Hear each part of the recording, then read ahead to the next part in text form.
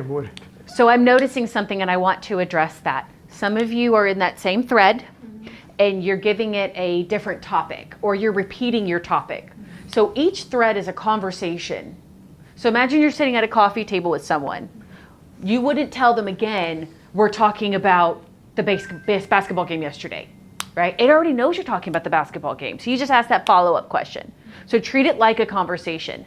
And it's a conversation that you can pause for weeks at a time and come back to. So, because anytime you come to the library to that, there's that ask a follow-up question window down below. So you can continue the conversation after days, but assume for the AI, for the purpose of this conversation, it was seconds. It didn't forget. It did not forget the conversation you started 3 months ago.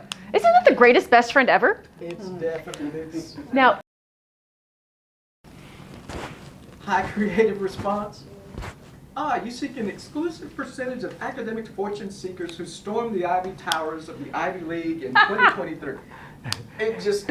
It even sounds like a fairy tale. Exactly. It's written like a fairy It sounds tale. like you started off with a fantasy book. awesome.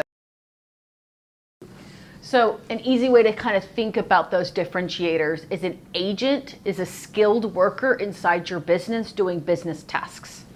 It's an agent, an AI agent for your business. A chatbot is a more general conversational entity for public-facing purposes. Now you can restrict that and make it an internal-facing for training and sales FAQs and things like that, of course. But just as a distinguishing factor, as you can see, there are many business tasks that require a specialized skill set.